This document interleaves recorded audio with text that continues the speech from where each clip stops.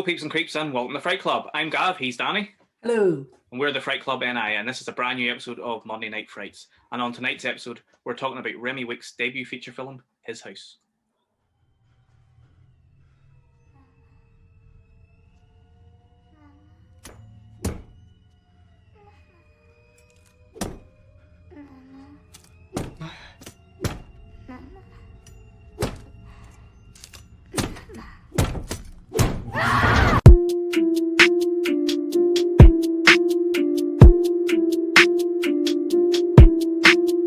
Well, Danny, we're back for another episode 3.4, and this week we're talking about His House, which was only released last year on Netflix.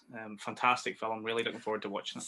So good. I've kind of myself and Nana have been sort of binging a lot of the kind of Netflix original horrors and stuff, and this is one that I actually hadn't watched yet. So I really enjoyed watching it, and definitely I can't wait to talk about it because it's just there's the moment in that movie that when it happened, I was just like, fuck. I know.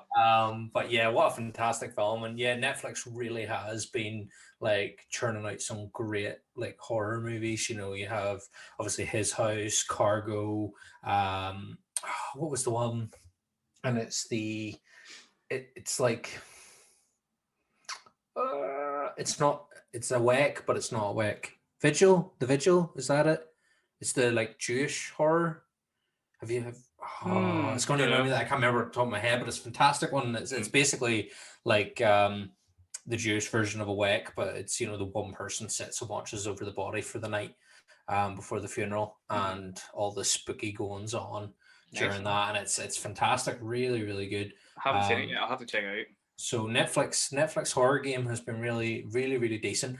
And again, this one, you know, it's not just Netflix. You've got BBC Film involved, and you know, it's British made. So it's fantastic, brilliant. It is, yeah, amazing.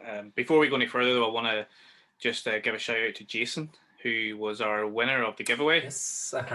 He's already been contacted, and hopefully by the time this episode airs, he'll be wearing his Fright Club t-shirt. With one of our and the patch patches, too, the wee mini patch, and we'll throw in a few goodies as well for him. So well done, Jason, and thanks to everyone who took part in the giveaway and who shared it on social media and subscribed to our YouTube and stuff. Really appreciate all the love. If you still want a t-shirt, you can buy them.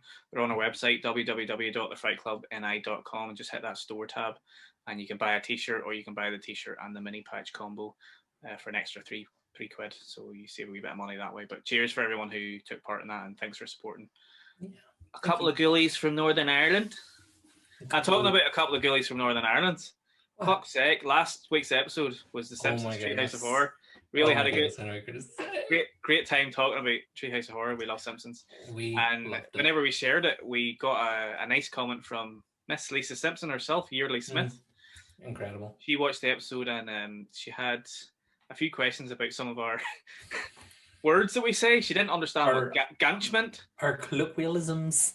That's the word. That's what I was trying to say. A ganch, yes. A good old ganch, because I mean, there's nothing we love more than ganching. About. And we have spread the love of ganch onto Lisa Simpson. Incredible. So, what a great comment, you know. I know. Like, whenever we post these episodes on Twitter and socials, you know, sometimes we will tag some of the people that are involved in, and we've had a few people comment. We've had some nice responses from some of the people that we talk about, and it's always nice to get some feedback from those guys, because this is why we do it, because we love horror, and we just, you know, it's just nice to get some feedback from the people that we actually talk about. So thank you very much, Yearly Smith. Oh yes. But we're going to be talking about His House this week. As you said, it is a Netflix film. It was co-produced by BBC Films. It actually debuted at Sundance, I want to say, at the start of 2019? 2020? 2020 it was. I'm trying to think. It was 2020, and then it aired on Netflix later on that year. So last year, 2020. Yeah. I think Netflix bought the rights, the distribution rights to it, after it got great reviews at Sundance. And you can see why it got great reviews, because it blew me away. One of the best films in recent years. Last year, I really loved The Invisible Man, and we spoke about that on our Lee Winnell Invisible Man episode a few weeks ago. So you can go back and check that episode. So for me, that was maybe one of my favorite films from last year, but His House is right up there. And actually, when I rewatched it again in preparation for this video, I just loved it even more. It's fantastic, fantastic style, great narrative, fantastic acting. Not a big cast, but I think that always lends itself really well to excellent performances when there isn't too big a cast. It can just get really. It can take its time with the individuals, and the fact that this film really only focuses around two people is excellent, and it's a great. It's a great theme going on right now in like cinema and TV with this kind of oppression horror. And we finished watching Them on Amazon Prime last night, and again, bit of a similar vibe. Haven't started it yet, but I'm waiting for the right time to start it because I've heard that it's quite difficult to watch some episodes. So it's some of the stuff that happens and you're just like, Christ, what, like, wow. And the imagery and stuff is fantastic. It's sort of, I was talking about it today with a work colleague, and I described it kind of as Jordan Peele meets Alfred Hitchcock in terms of the style of it and stuff, and the narrative. I really enjoyed the narrative. Seems to be getting quite mixed reviews, but I loved it. And again, very sort of similar themes here in terms of a presence that wants race. To make a race presence that it's obviously a metaphor for oppression, and it's just done so well. But I think His House does it really, really well because it roots itself within a kind of cultural basis. There was a lot of hype surrounding this film when it first came out last year, and I think sometimes with films that get hyped up on social media and stuff, you're kind of like, oh, see what it's like, and a lot of times you kind of like, it's good, but the hyperbole around films sometimes gets out of hand. But with this one, it really deserved all of the praise, and I think His House, on the back of what you were saying about kind of race and oppression and that sort of stuff, we had lots of horrible things happen last year in the media and on the streets all around the world with the protests and stuff, and I don't think His House is necessarily about race. Obviously, it does touch on it, and it's obviously with the people that it's about. It doesn't attack racism. It shows that there's more to racial issues than just black and white. Like, I mean, there's that one scene when the female character is trying to find the doctors and encounters a group of youths who are also black, but the fact is they identify as English and speak in English, and they tell her, why doesn't she go learn English and go back to where she came from? So it's not a race issue, doesn't necessarily mean the color of your skin. And I think it does really well in that. And, and the big thing I think with this movie is about immigration and the immigration problem that you sort of see in the UK and how it's addressed, and the housing crisis that comes with that, not just in the UK, in Ireland as well. The immigration and housing crisis down there has been and still is terrible. So it's a film I think that's more so about that there, and it handles it really well in terms of like, I know we're going to get into it more, but that the ghosts, the whole thing with ghosts, and the fact that you're constantly surrounded by ghosts, and at the start they're kind of told, oh, you have this whole place to yourself, when it would normally be bunged with loads of you. But then come the end of it, they are actually bunged with all the spirits of those that have come along with them in that voyage, and it's powerful. It's great. The end's fucking great. That scene, and as you say, we will get to it. But to be honest, it was a wee bit of a tearjerker at the end whenever it cut to that scene, and you seen all those sort of people standing together. But it is about immigration. That's what it's about, and I think it opens a lot of eyes to people that aren't aware of how immigration works. I mean, I don't know how accurate it is. I'm sure it's accurate enough.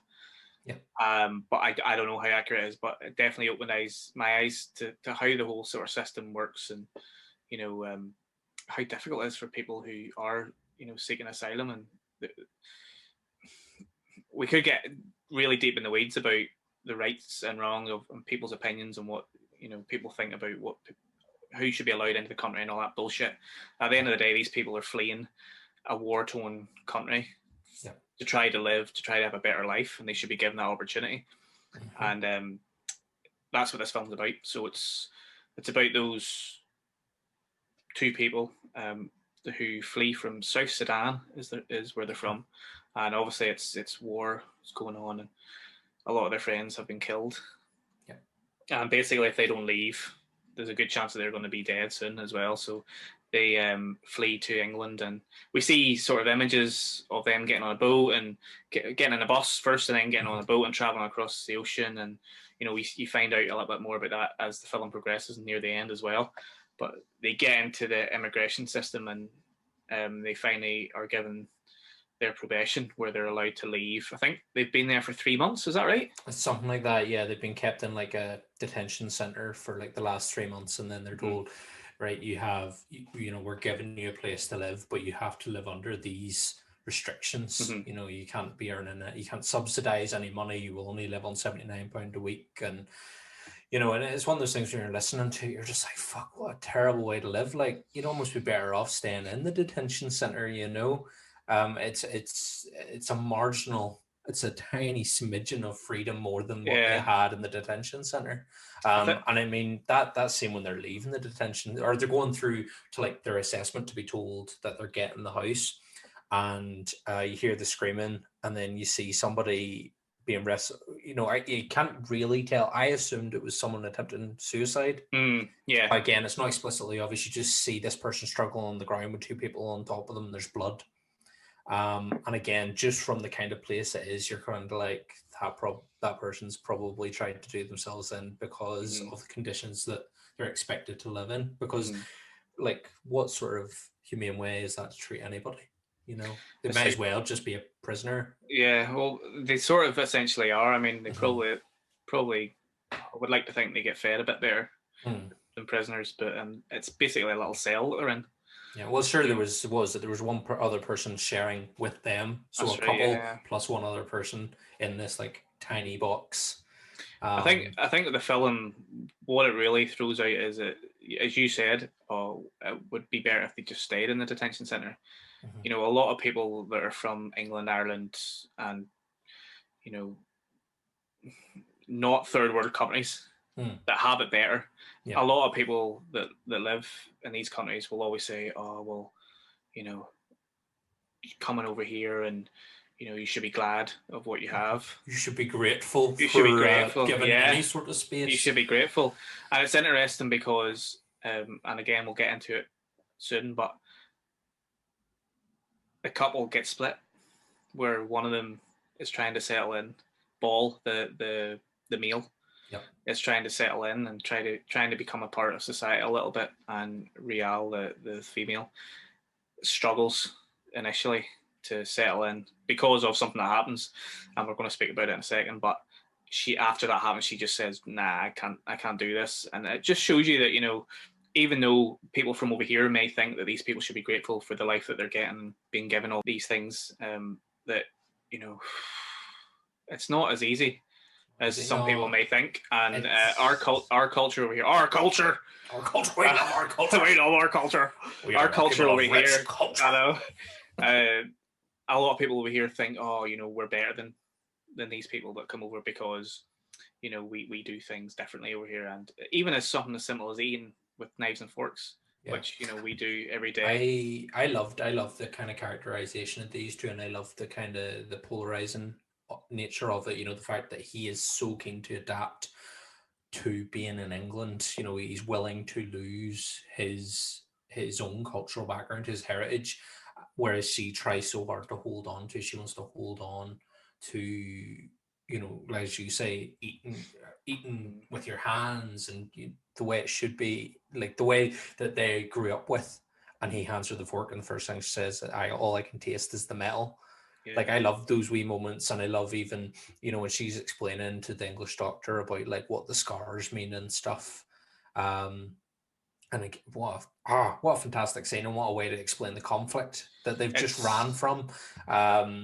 It's brilliant, man. It's so good. And Go ahead now. Go ahead. I was just at as I said, the scene earlier, or the scene in the film where she's going off to try and find the doctors, and she encounters the boys, and she starts speaking in her native language, because she almost just kind of assumes that, again, that because of the color of their skin, that they must speak the same language, and they immediately turn on her and just tell her, go back to Africa. Come back when you can speak English, all this here, but she's still trying to like talk to them in her native tongue, and I feel like, I really enjoyed the kind of two different approaches.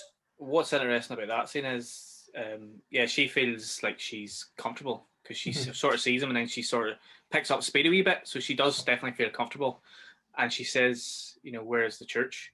So it's not even the fact that she's not speaking English, because she is speaking English, but it's her accent, and then they make fun of the way that she says the word church, and then they just obviously they take the piss out of her and sort of send her in the wrong direction, and she realizes that they're doing this, and then that's whenever they say go back to Africa, and she walks off. And I will say, the lead actors in this are unreal. Like, Rial is played by Wunmi Masaka. I hope I got her name right. I'm really sorry if I didn't pronounce that right. And Ball, her husband Ball, is played by Sope Desiru. I definitely butchered that name, and I really hope that I haven't butchered the name, but they're unreal. Like, I've never seen them before. I know they've been in stuff before. I think Wunmi's won a BAFTA before, or maybe was nominated for a BAFTA for something on BBC, but I haven't seen them before, and I was blown away by their performances. So good, man. Honestly, like, just the whole way through this, and as they progress into like the madness that is upon them from living within the house and everything that's going on in the house, so good. And the like terror and stuff, especially Ball, like as things start to kind of mess with him, and he's like freaking out, but he's also trying to keep it together and trying to show that he is grateful for where he is, and that he's happy to be where he is, and the like smiling at the neighbors, and when he's like laughing in the housing executive place, he's like laughing, and just spectacular. I love it when people, I think it's great when you see actors who really like just go for it when it comes to that kind of like mad laughter, and he's sitting there with the broken glass in his hand, he's just laughing, and when actors give it their all with that sort of performance, I'm like, yes, that's one of my favorite scenes in the whole movie is whenever he goes and tries to get a new house, which is after some incidents have already happened, and he realizes that they need to get out of the house. And it's great because Matt Smith is in this film as well, and he plays their caseworker. Yeah. And he's fantastic as well. It's a pretty small role. He doesn't have many scenes, but it's a really small role, and he does it so well because, again, we're so used to him being like Doctor Who and Prince Philip in The Crown, and he normally plays these quite big roles, but in this he's just a lad. He's just like a geezer. Yeah, exactly. He's like, when he's going through like the list of things they can't do in the house, like no parties, no drinking, no guests, no music, no game. What is it? He goes, no ball games, no balls. That killed me. I was like, because you can tell he's just like, at the start he's trying to be quite serious about everything, and then he's just kind of taking the piss, because he's probably said this like 100 times before, and it's just part of the whole rigmarole of getting people set up in their house. And yeah, he just, as you say, a real small part, but just brings a lot to it. And he's definitely someone I think that people just automatically kind of go, oh, sure, he was the Doctor. Aye. And to be honest, I was one of those people whenever he left Doctor Who and started doing other things, and he did do things when he was still the Doctor, but I was kind of, Doctor Who, he was in Doctor Who, and sort of, because he was so over the top as the Doctor, it kind of put me off. And it took me a little while to kind of come around to his style of acting, but he's a fantastic actor, and so good. He's actually going to be in the new House of the Dragon Game of Thrones spin-off as well, which recently released some pictures there a few days ago from the first table read, and Paddy Considine's going to be in it too, one of my favorite actors, so that's going to be awesome.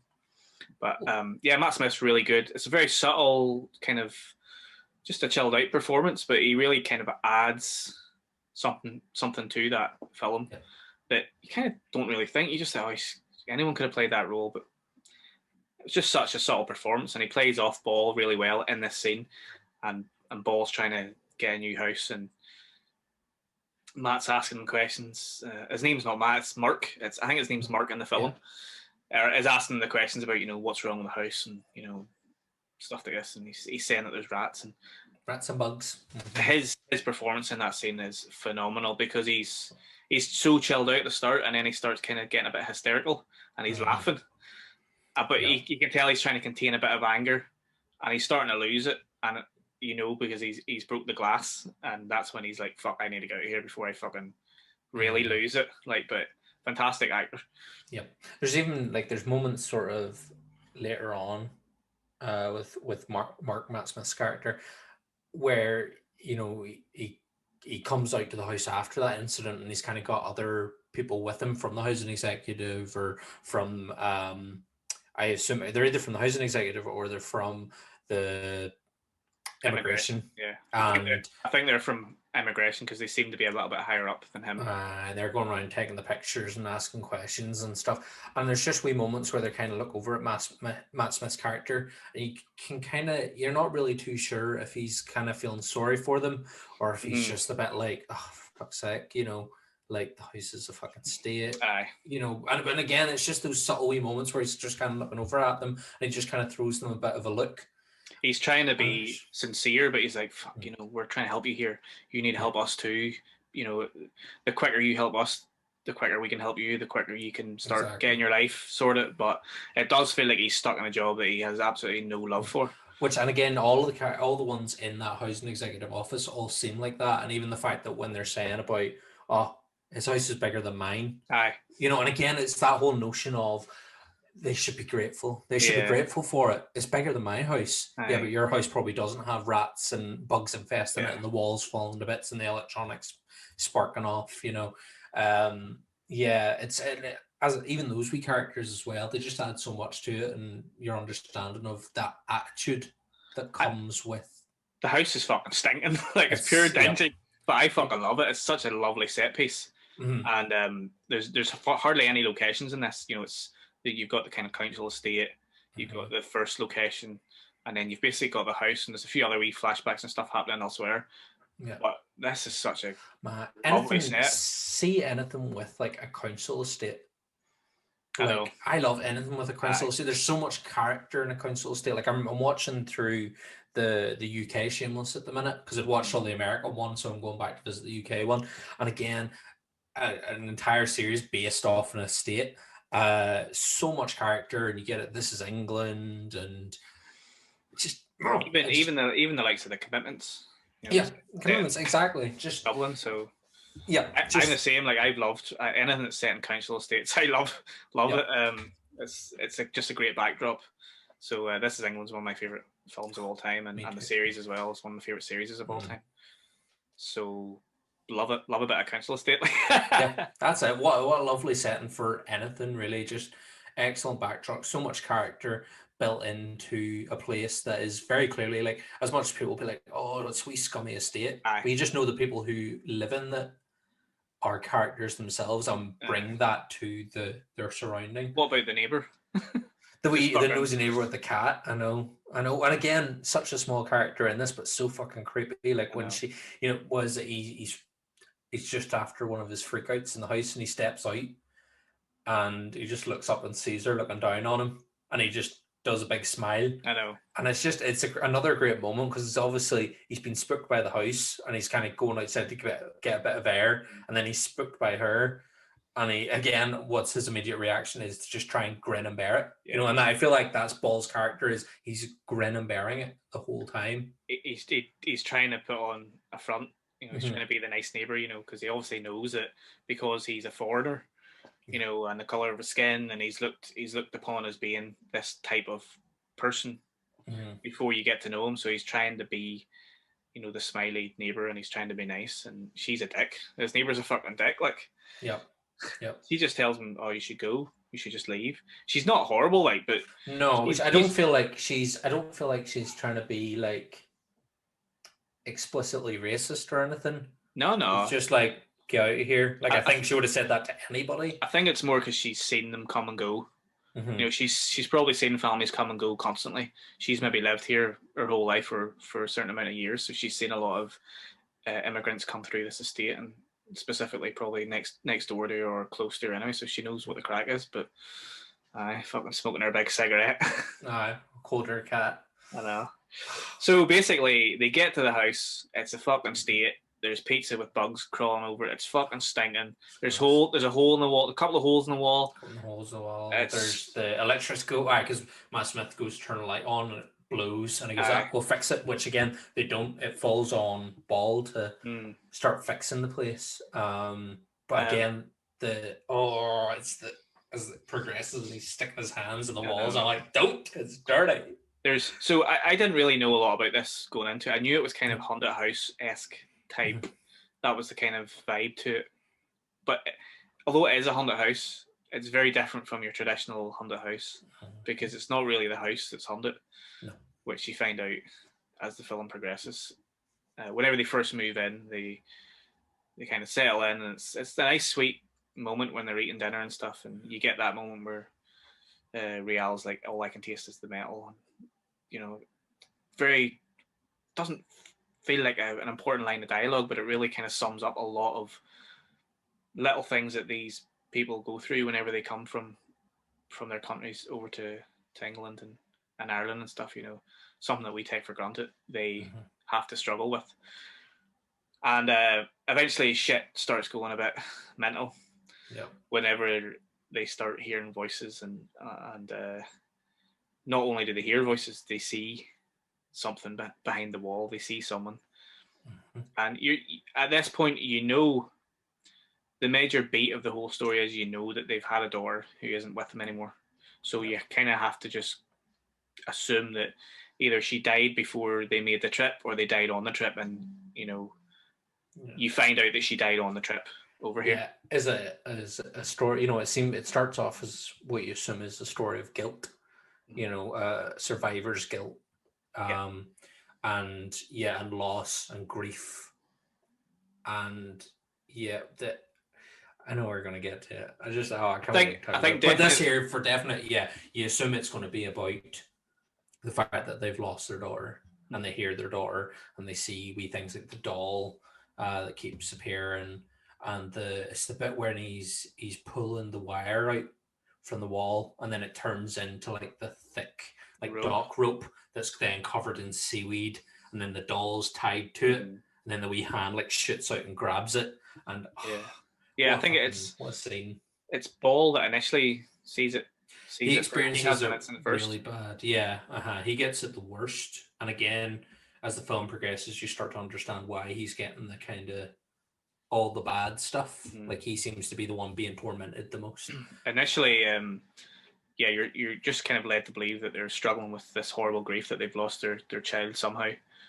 And I sort of thought, where's this going? Because I have this horrible thing where whenever I watch movies, I do sometimes try to work it out, and it's not a good thing to do, and I try not to do it, but I had an idea that there was going to be some sort of twist in this. And I was trying to work it out, and I kind of got there almost before it was revealed.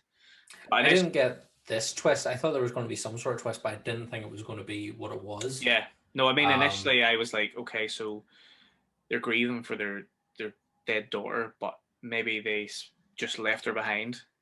That's what I thought. I thought they just sort of left her. Yeah. And in their haste, they were like, no, look, we just have to leave her and hopefully she'll be fine. Which fucking sounds horrible. I mean, that's absolutely awful. Parents leaving a child to defend for herself. So that's what I thought it was, and it isn't that twist. It's actually a way better twist, and we may as well just mention it now. Let's do it, because I've been so wound up. One of the best fucking twists since The Sixth Sense. Yeah. That's a fucking man. I like shout there. See when it happened, when it all was going down, like when they have that flashback. Because you don't actually find out about that flashback until quite later on. And was it Rayla? Real has kind of gone into this um, she's gone into a reality that she wants, where she's back home with her family. And she's back home in a comfortable place. She's back. It's basically like a daydream, I would say. Yeah, it's like a daydream, and it's her ideal. She wants to be back where she was before the conflict. But obviously that all starts to fall down around her as she then starts to remember what happened. So we see her family and everyone's been killed in what appears to be like a school or a hospital or something, some sort of communal area. They've all been killed, and it's only her. And Ball comes in to get her. And then it jumps to a shot of them like hiding on a roof as like child soldiers and soldiers go past with obviously like all their loot and their AK-47s and stuff. And then we see flashes again, and we get them trying to get on the bus.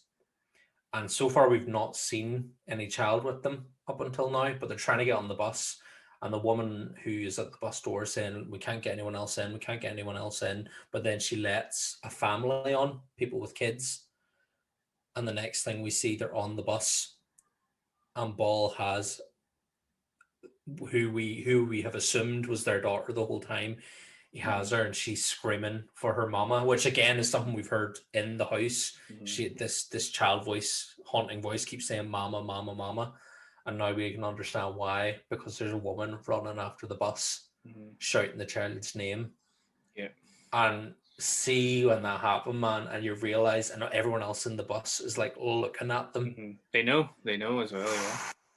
It fucking, oh my god, what a and he's trying to like comfort her, and you're just like, don't you dare, like, don't, you've just done such a horrible thing to that wee girl and to her mother, and you're just trying to play it off cool, like, don't worry about it, it's fine, we're gonna protect you, and you're like, fuck off, like, that's awful. It's horrible. He's basically kidnapped the child and pretended that he is the father of this child so that him and his wife can get on this bus to freedom. It is awful. It's fucking awful. It's terrible.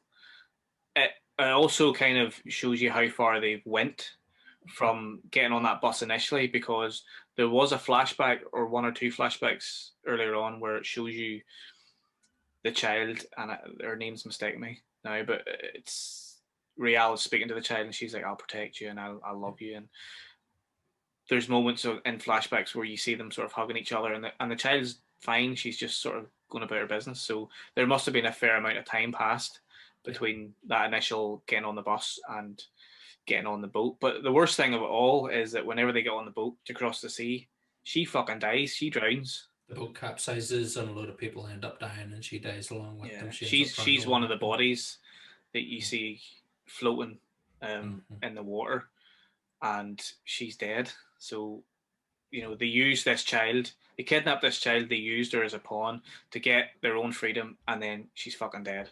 Yep. Absolutely awful. It also kind of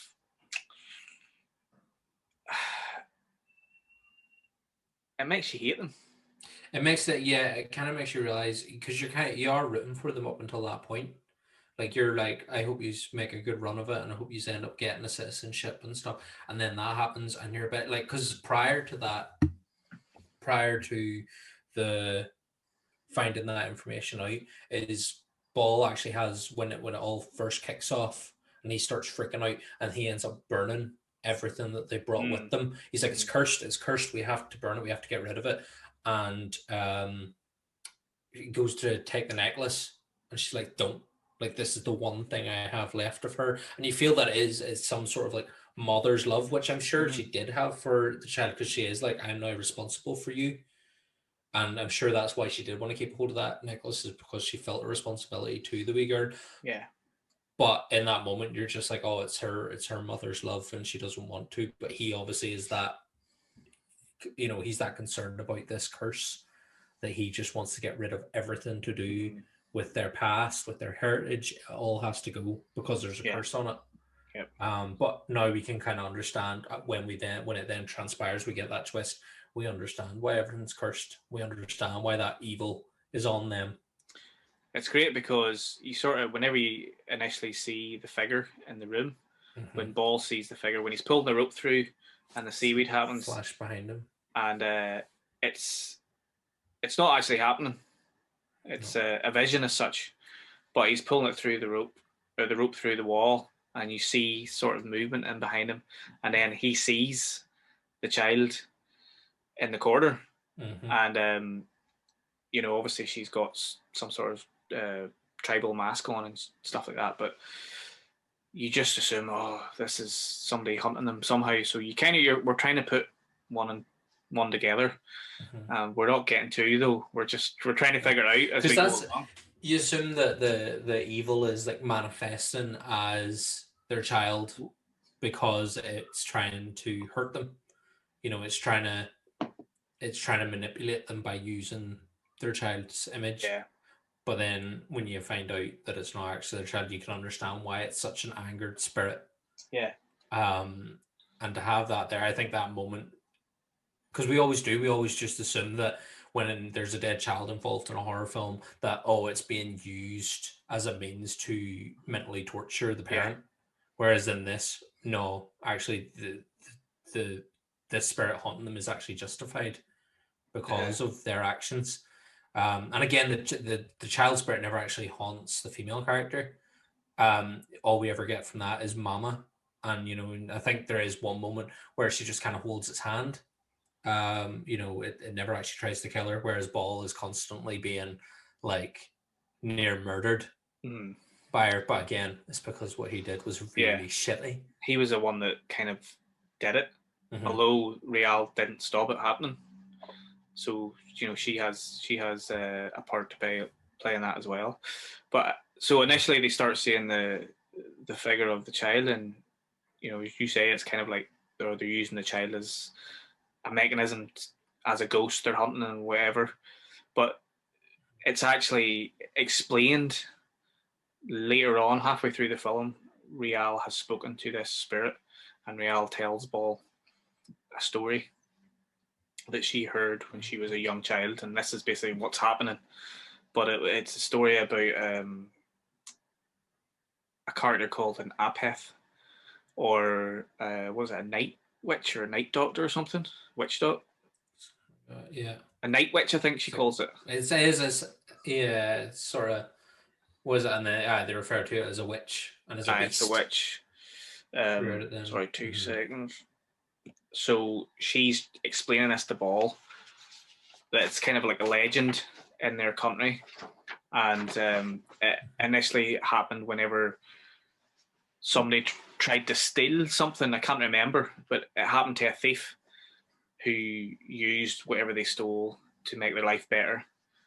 And this is basically what they've done. They kidnapped a child, so it's as bad as you can get, and the child's dead, and now their life is better. Well, supposedly better, because they're now benefiting from getting the money every week and the free house and all this sort of stuff.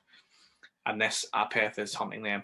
That's brilliant, because so many horror, like haunted house stories, they do the sort of knocking on the walls and all that basic stuff, walking up the stairs and hearing things and all that. And they do that in this as well. They hear things in the wall, but it's kind of one of those things when it happens, it just sort of it just happens, and then it kind of just it never goes away. Yes, they tease it a little bit at the start, but it kind of just he sees the face in the wall straight away, pretty much. And then after Real mentions that she's been speaking to the spirit and she's had enough, she just wants to go home. She doesn't want to settle, because she says it's a great line. She says when she says, "We aren't like these people," and Ball then says, "We can be." And then that's kind of whenever she's like, "Nah, I don't want to lose who I am." Yeah, exactly. That's it. It's the fact that what she holds on to ultimately will save them. It gives them an understanding of what it is they're facing, and then also comes to be what saves her. But there's a scene that I love where she is sitting in the living room, or she walks into the living room, and the camera pans across the wall with all the holes in, and you just see all the wee zombie faces looking out at her. And what a scene. What just, again, as you say, with a horror movie, with other kind of haunted house movies, they'd maybe do that and the faces would like just flicker in and then disappear. But this, they're just there, all looking out at her. Yeah, and it's such a haunting wee moment. That's what I love, because obviously at the start there's that initial jump scare when I think he flicks the light off or whatever, and he sees, you know, it's the face, and there's a few jump scares, but they're done really well. They're not just sort of throwaway jump scares, and there's loads of times when it's just there and there's no jump scare. Like there's loads of times when you see the face in the wall or the hand comes out or something like that, and it's fucking terrifying, and that makes it scarier. But that initial scene whenever Ball turns the light off, and you start to see all the victims that obviously have died on the boat, and they all come to him and they start grabbing him, and then the child jumps on his head and he's trying to reach for the light. That's fucking brilliant. That was so tense. Man, it's such a. I love the one, and it leads into that moment. Is it where it's like in a dream? No, it's maybe after that. It's he's like sitting at the dining room table, like eating, but then as the camera pans out, it's actually like on the water. Yeah. And he's like walking through, and all the zombies are like coming up out of the water at him and stuff. And it's just just that kind of like dusky look about it. And there's so many amazing, what would you say? You would call them like dreamscape scenes. Mm-hmm. And that's one of them. That's a fucking phenomenal scene. And the camera just pans back, and you see that the part of the wall that they sit at where the table's at has fallen apart, and it's actually on the ocean. Yeah. And it's just like a real calm ocean, and it's got that beautiful orange glow. We love a good blue hue, Danny, but we've got a wild lot of orange glow going on. Wild orange glow. There's a few blue hues in this when they're in the house and stuff. You get a few wee blues. The whole colour scheme to this film is gorgeous. Like, it's so beautiful. It's a lovely palette. Absolutely lovely palette. Mm-hmm. Oh. I know. Brilliant. But I love all those ocean scenes. The ocean scenes are fantastic. So there's a great one where I think is it just after the revelation about the fact that she's kidnapped and stuff, and it plays out the boat tipping scene again, and there's a shot from under the water looking up of her like sinking down, the wee bubbles going up, and it's just, you know, it's a real heartbreaking moment, especially now that you realize that wee girl, that wasn't supposed to be her fate. It's the fact that Ball stepped in and snatched her away. I know. That has led to this moment. He's actually destroyed 2 lives there. He's destroyed the girl's life, and he's destroyed the mother's life as well. And in many ways, he's destroyed their own lives. Although in the end, you know, it's a fairly happy ending in the end. But you know, he's guilty of destroying numerous lives there to try to help himself. It does. It comes back to absolutely bite him in the arse, because he's the one that's targeted by the witch. Because I mean, even, you know, the witch tries to convince her to kill him as well. Because when the witch realizes he's not going to get his own way, then he tries to get her to do it. I basically he sits down, and there's a cool scene where he lights a candle. And he's like, now you're going to speak to me, because he's been speaking to his wife Riel, and the candle kind of turns into like a campfire, and just in the distance you see these like orange eyes glowing, and it's kind of, he's talking to Ball from a distance, and I just think it's fucking amazing imagery. It kind of reminded me a little bit of Under the Skin or something like that, whenever or Twin Peaks, whenever you kind of go into like a black room and you're speaking to somebody, and you know, the scenery around you's changed, but it's like a dreamscape atmosphere. It's just phenomenal filmmaking. But I want to talk about a few scenes, like even before we got there. What about him walking through Poundland? Man, just walking through Poundland, buying a hammer and all. Just grabbing the hammer and his paintbrushes and all, so that he can redecorate his wee house. And I love the fact, you know, it's very obvious that Ball is really proud and really grateful to be where he is, and I think that is what makes you like him. And I think even though, yes, you don't like what he did.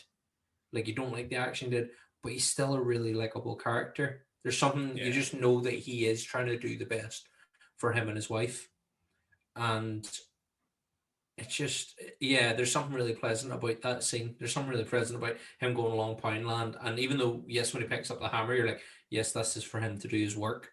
But you also kind of know there's a bit more to it. You know, if he got to fuck with a ghost, if he got a tangle with a ghost, he's going to go in prepared, you know. You know the hammer's going to be used for something else at some point. But yeah, I fucking love Ball and Real. I think they're great characters, and the actors play them amazingly well. I think there's Riel's scene with the doctors in the doctor's office, and that doctor's trying to make small talk, and she's just like having none of it. Like she's just like, and then she's talking about the scars, and she's like, these ones I've had since I was young, and these ones I did to myself with a knife. These ones are for my tribe. This is for the other tribe who are fighting, and I did this to survive, sort of thing. And it's a great moment, and you can just see the doctor's really like awkward, like really put on the spot by it, because she just doesn't know how to respond. She doesn't have the context or the understanding what this woman has been through, and it's a real good moment, really class bit of acting. Yeah, it's brilliant because, as I said earlier, it opens our eyes to what these people are going through and why they're trying to escape their countries, because they have to survive. Yeah. And they're great people. They're not trying to come over here to fucking steal our jobs or do this or whatever. And Ball says in the detention center at the start, when the guy's explaining that they're getting out, and he's telling them the rules, and he's like, you can't have a job and you can't do this until whenever. And Ball says something like, oh, we're good people, and he just says, just answer yes or no, because the guy doesn't care. Yeah, he's doing his job, but Ball is still trying to be a nice person, and he's trying to win their affection, because he just wants to be normal and accept it in our society. Yeah. There's another great scene when Ball goes out shopping. He's come back from Pineland. He's went and got his wee hammer and his wee cheap crisps and all, and he pops into a fucking. It's a pub. It's a pub, I suppose, and there's a guy waiting, obviously, and the guy is obviously aware that there's immigrants in the area, because he says to him, "Are you one of those immigrants?" Aye. And then, because I was thinking, "Fuck, here we go. This guy's going to this jump is going to be a moment." And I think that's a great thing that with this movie is that it kind of flips our expectations a lot as well, where we automatically assume this is going to be a moment about a race attack. It's not. Yeah. It's actually quite a nice moment. He gets invited in, he gets given, like, I assume, like a community hamper type thing, and is invited to come and have a drink, and he gets to sit and sing songs about Peter Crouch. I know, that's great. Moment. And even when he goes home and he's like telling her about it, and he's just, he's like, it's a funny song. And she's like, I think it's a pretty stupid song. He's all proud because he was sort of, maybe for the first time in a long time, he sort of was mingling with people that isn't like him, obviously, and they were accepting as well, because I was thinking, fuck, are they going to be your typical sort of, you can kind of see a few of them. Most of them are fairly happy, and someone raises a pint to him and stuff, but you can see a few people who are as well a bit kind of like, and again, I think that is a fantastic moment, in that it's shown that yes, there are those who will accept, but there are also those that don't. There's still arseholes in the world. Yeah. And yeah, it's a great wee moment, and it's such a nice wee moment for the character.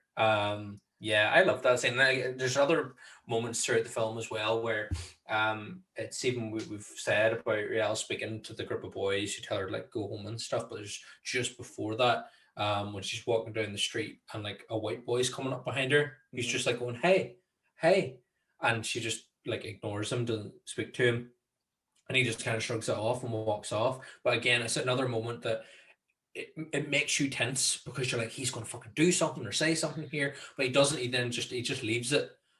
But it's those wee moments, and I think it's almost those moments that make you tenser, because there's a reality to them. There's an expectation. That's it, 100%. Nail on the fucking head there. I've seen enough Shane Meadows films to know that when tension builds up like that, something bad's going to happen.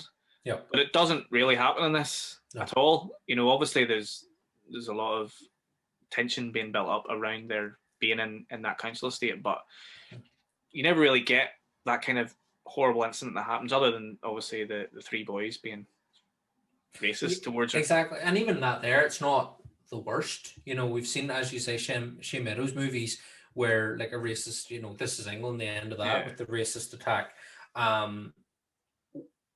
I think we've come to expect something bad to happen. Yeah. And the tense, and even when they're in the house and you can hear what's going on outside and people fucking around outside, and that makes you tense as well. There's a moment, isn't there a moment where she's cooking dinner or she's at the window and somebody goes into their backyard and is like, I think somebody's moved in here. Or and then they leave.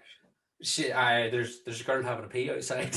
That's right. She's taking against the wall. She's taking a piss against the wall. And she's like, "Oh, I think someone's moved in there." I know. And again, it's not something, I don't feel again that it's any sort of racially motivated vandalism. It's just the girl didn't think anybody lived there and squatted for a pee. Classy lady. I know. But yeah, I think there's something to be said there about the fact that we as an audience automatically get tense by those situations because we assume something bad's going to happen, but they don't.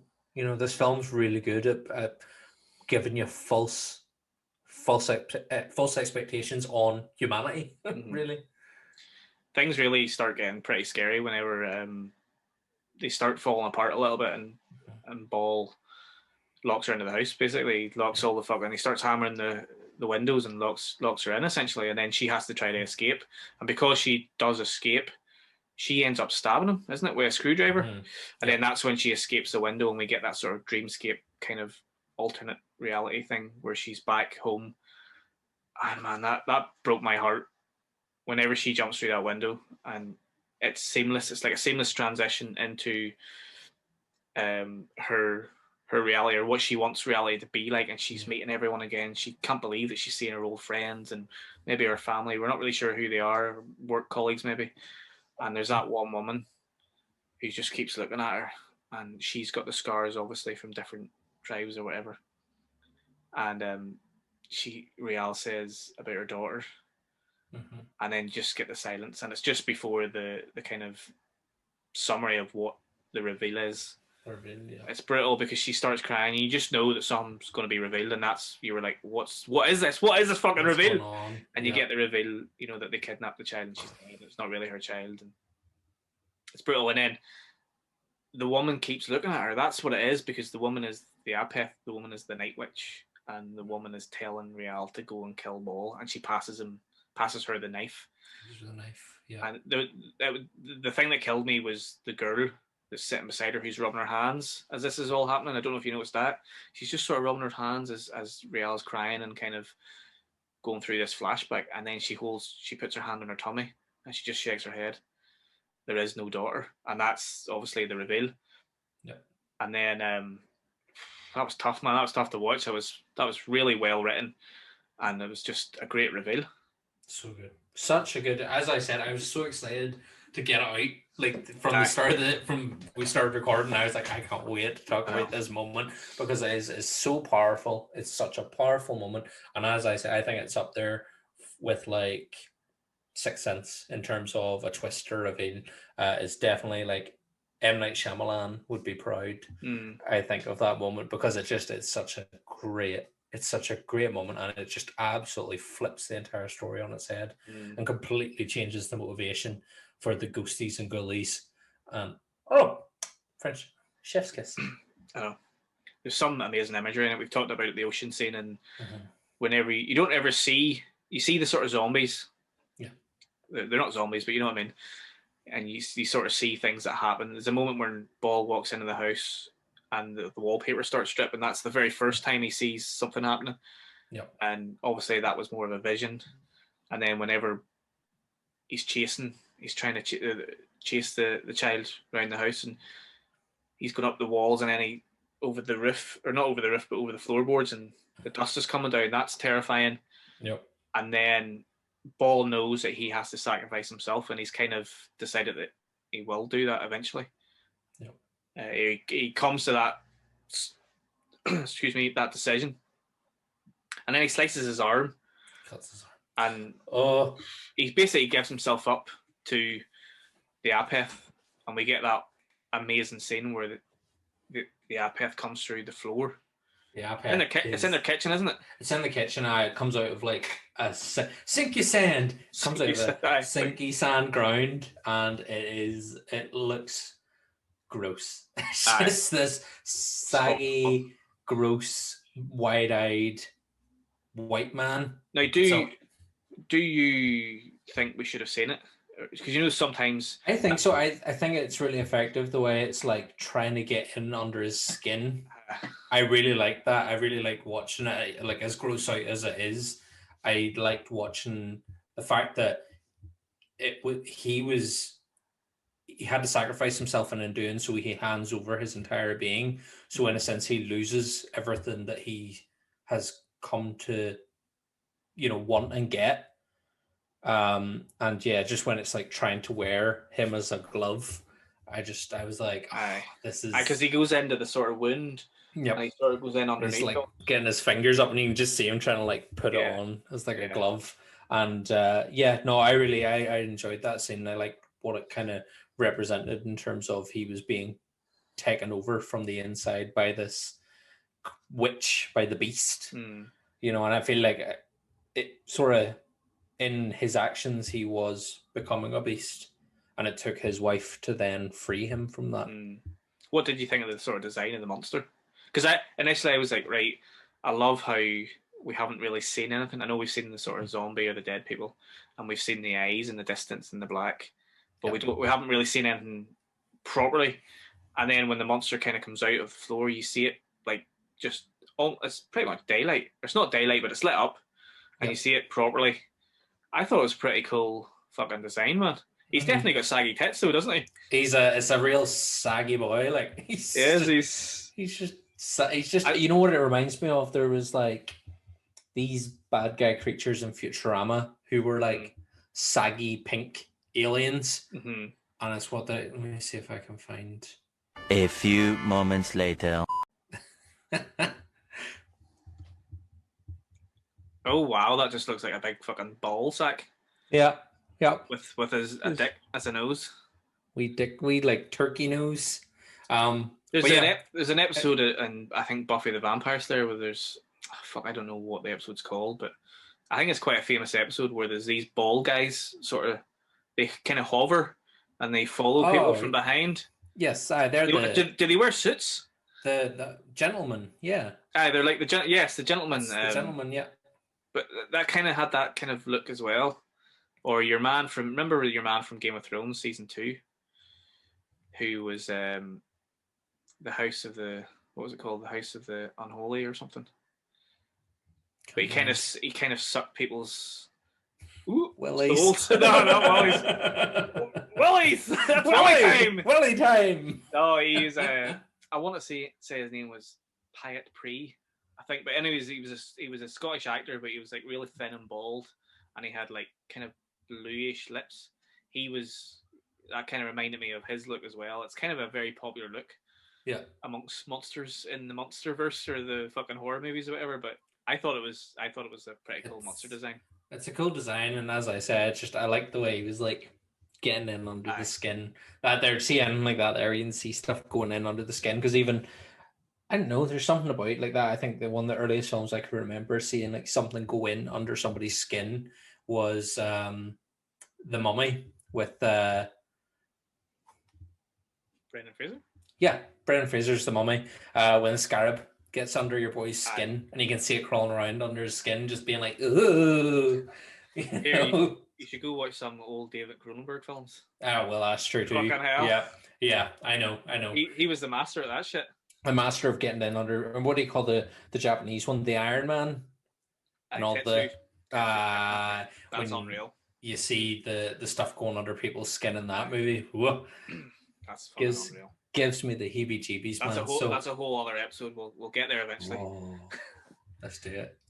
Fucking love it. If you want us to talk about Tetsuo the Iron Man, then please let us know. Or any Cronenberg movies, I'll happily talk about any of them because I love a bit of Videodrome and The Fly and all that good shit. So basically, we're at the end of the movie, and Rial, she decides not to let Ball sacrifice himself, so she kills the Apeth. She slits his throat. Seems a really easy way to kill it. Like you'd feel like there'd be some sort of like ritual attached to getting rid of it, a spirit like that. But no, because he's not human, like Swiss. so. No, or I don't know. She obviously knows because she was the one that was telling the story, so she maybe has a bit more knowledge than we do of how to get rid of him. But yeah, you're right. It did seem a bit of an easy way to destroy the spirit or the night witch, as she called him. And they basically live happily ever after. That's when Matt Smith comes back with the head honchos, and they fixed the wall. They've got it all nicely, all the holes replastered the whole thing, and and you can tell they even look much healthier. Yeah, And I think does Mark not make a comment about them? He does, yeah. Saying that they're looking a bit better. Yeah, and it's a lovely scene because it's, as you said, I think what they do with those guys is they make it kind of awkward because they're sort of chatting, they're small talking. One of them's taking pictures, the other woman's just kind of like, doing the old hey sort of thing in the background, and Matt Smith's asking them a few questions. Are the rats away? Is the witch away? And is the witch away? And he's like, she killed it. She killed the witch, and he laughs, and it's just a lovely, sweet scene. Yeah, and I just really loved the ending, and I love that whenever they leave, we get that kind of heart-wrenching brief scene where Rial sees the girl, the daughter that they kidnapped, and then she walks up and holds her hand. And that's a really nice ending because what they did was horrible. It's unforgivable. It's really something that you can't really forgive them for what they did. The girl's now dead, but her spirit and holding her hand has almost said, look, I forgive you. Yep. And you've freed us, because you kind of wonder then, because of all the spirits that are in that house, were those spirits also prisoner to the witch? Yeah. The fact that they're all kind of zombified and dying, and now they're kind of, yes, they're still dead. They're spirits, but at least they're normal. They're not zombified anymore, but they're still occupying that space. Because I think Ball and Rial have come to understand that regardless of whether they're good or bad spirits, they still have to carry that weight. They've still got to carry them around with them. Yeah, because they're the ones that achieved what they wanted. They all wanted that one thing, and Ball and Rial are the only two that made it out. So the spirits are always going to be with them. Mm-hmm. Yep. So it was kind of a nice ending. Yeah, bittersweet ending. There's definitely more to be explored there, though. Mm-hmm. Like I like that idea of the Apeth. I like that whole sort of story that they came up with, and I think there's room to do something else there. I don't know if there's any idea for sequels or something. It doesn't feel like it's a sequel film. It feels like a one-off. And big shout out to Remi Weekes, the writer and director. Mm-hmm. He actually won a BAFTA for this as well. I think I want to say it was best outstanding debut, if I'm right, which is what the BAFTA. Let me just double check that because, outstanding debut by a British director. Nice. And it also won a few BIFA awards as well. I think it won best director, and Wunmi Misako won best actress. She's phenomenal. I mean, she's amazing. So good. Just what a powerhouse, and every time she was on screen, that you're just drawn to her, and just such a powerful actress. And Ball's great as well. They just, as we said, the pair of them, just fantastic. It just really, really got to the heart of the characters they were playing, and just made you really, really like them, and just really understand what it was that motivated them, what drove them, and you sided with them. You wanted them to make it. I know. And even after you found out what they did, I did sort of go, oh, fuck that cunt for doing that. But then I was still like, oh, do you know what? I still want them to succeed. I still want them to survive this and get through it. And that's weird that you sort of feel like that, but I did, man. You have to wonder, though, if you were in a similar situation to them, would you have acted in the same way when you're in a situation where you're running for your life? Who knows? And I think that's the whole point of this film, is that, unless you're in their shoes, it's so easy for people over here that are privileged and that have all this, they're just born into this kind of privilege, and they just have this. They know what to expect from their lives, and all these things that we take for granted. They don't have that, and they're trying to flee from a country that's being torn apart, and that they could be killed at any minute of any day, and they have lost loved ones, and they're fleeing, a conflict. Yeah, just want to. And it's not even like they're fleeing, because a lot of people will automatically. I think what another great thing about this movie is that Ball kind of explains what he did previously. He was a banker, so he's not just some undereducated. Oh no, looking to scrounge. He probably was on good money. It's just the fact that there was a conflict that absolutely ruined their lives. I don't know if they actually mention it in the movie. I can't remember, but I'm guessing that Real was a teacher because that kind of looked like a school, didn't it? Looks like a school, yeah. I can't remember if they mention it, but she's clearly an educated woman and Ball's educated as well. Like they're not just street dwellers that are just trying to fucking come over here and get free food and free house, and they just want to survive. They want to be given an opportunity, and I think this film does a really good job of opening our eyes. I've said that a few times throughout this episode, opening the eyes of us and other people who just aren't aware of what these asylum seekers go through. And unless you've walked in their shoes, you shouldn't be fucking talking shit about them. And they've been through a lot to get where they were. But who knows what anyone would do in that situation? You just don't know, man. And I pray to God that I'm never in a situation where I have to make a decision like that, because it would be a very fucking difficult one to do. But amazing film. I know you only watched it for the first time, actually. Whenever I watched it for the first time just before we this, recorded this. So again, fucking loved it, and I imagine it will be one I watch again. Because I've really enjoyed it. Such a well put together film, well written, well directed, well cinematographed. Loved it. Beautiful film. Love the colours, love the tone, love the pacing, love the acting, love the dialogue. Really well written. Can't wait to see what Remi Weekes does next. Yes. Whatever he's doing, I'm definitely going to be watching it straight on it as soon as I can. Another little fact that I found out about this movie, and I wasn't going to say this because it's a bit of a downer, but it was supposed to be distributed by the Weinstein Company. And I think it was filmed in 2018, so it was supposed to be distributed in 2019 maybe. And obviously all the shit that happened with the Weinstein Company, it didn't happen. But I just wanted to bring it up because I just wanted to say fuck you, Harvey Weinstein. Fuck him. Hope you die in jail, you bastards. So that's the episode this week. Danny, do you want to send before we head off here, or are you happy enough? Just yeah, no, as always, we would like you to, if you enjoyed the video, like it, comment on it, let us know what you would like us to do next, maybe some Cronenberg, some Iron Man, anything else that involves stuff slithering under skin. Let us know in the comments below, and don't forget to subscribe and hit the bell icon. And Gav, where else can they find us? You can find us on Twitter and Instagram at the Fright Club NI. You can check out the website www.thefrightclubni.com, buy a t-shirt and the patch, and subscribe to the YouTube channel. Keep supporting us, keep sharing it on your socials, keep telling your friends about us. We will continue to ganch. Oh, we love a good ganch.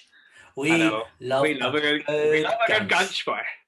We love just chatting. We're just a couple of good chatting pure shit a bit more. Oh, I boy. Oh, just here, Danny. Let us know if you want a t-shirt design that just says talk a pure shit about Ganch Fest or fucking the Jolly Ganchers, I don't know. Well, Jolly Ganchers is still my favorite. If we hadn't already, if we ever start like another podcast or something, just Jolly Ganchers. I know. I'm going to trademark that the second I come off here. So right now. Right. I'm going to trademark it now. My phone there, done, dust it. So yeah. So we'll hopefully be doing another t-shirt run, or maybe a different design down the line soon. Yeah. But yeah, just keep leaving comments and keep sharing it with all your pals. We got getting decent feedback from people so far, so really appreciate all the love. Danny, show off your farmer tan. I don't even know if you can see it. You were out in the sun there for a couple of days. You can't really see it because of the light. It's so shiny and bright. But yeah, I got a proper t-shirt tan, got proper cooked over the weekend. So yeah. Were you wearing a hat though? Have you got any? No. But I had sun cream on, but fuck's sake, you didn't even put a wee handkerchief for your hair in. I just go nice and brown. I know. I go bronze. I become a bronze Greek god. Big shiny Greek god. Yeah, leave some comments about what films you would love to see us chat about next. I've watched Setsu the Iron Man. Me too. I did enjoy it, but it did give me a fucking headache. It's quite a short film, isn't it? It's only like 80 minutes or something. Something like that. And I mean, if it's one of those films where, like, if I was on any sort of substance, I'd be having a panic attack. Yeah. Because you don't even really need to be on a substance to have a panic attack. Watching it is just like speed. I know. It is just constant. It does not stop. It's a great movie and it's unreal. But yeah, we might add it. We might add it to the list. We'll see. We'll add it. Maybe not this season. Maybe next season. But we've got a couple of bolters coming up. But yeah, just keep liking and sharing. And we love all the support so far. So until next week. We love you. We do. So yeah, so fucking that's it. What's that? It's a little squished heart. Oh, okay. Okay. Until next week. Stay safe. Take care. All the best, guys. Cheers. Bye.